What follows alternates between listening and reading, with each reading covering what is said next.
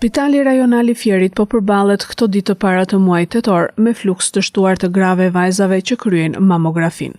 Sipas mjekes onkologe Anisa Mone, pavarësisht fushatave ndërgjegjësuese, jo vetëm gjatë muajit të roz, por gjatë gjithë vitit, shifrat janë gjithnjëherë në rritje.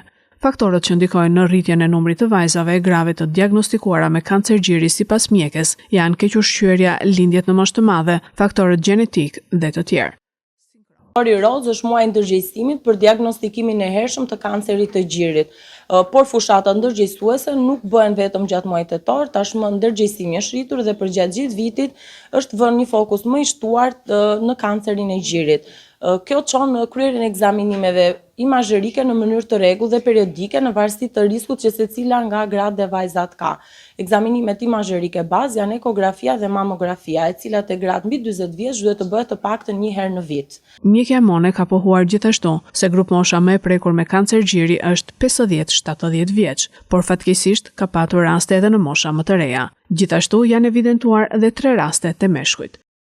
Kanceri i gjirit është sëmundja më e shpesh në grup moshën 50 deri në 70 vjeç, por fatkeqësisht vjet re një rritje e numrit të rasteve dhe në moshat më të vogla, nga mosha 40 vjeç, por në raste më të rralla kemi dhe në mosha më të vogla.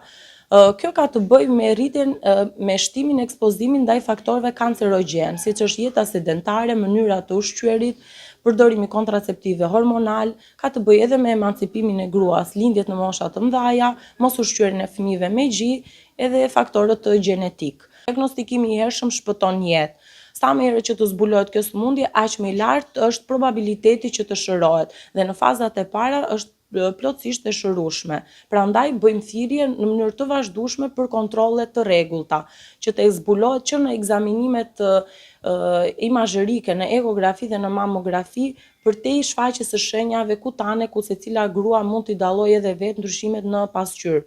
Prandaj sa më shumë kontrolle të bëjmë, aq më lartë është mundësia që ta zbulojmë në fazat e hershme dhe të shërohemi nga kjo sëmundje.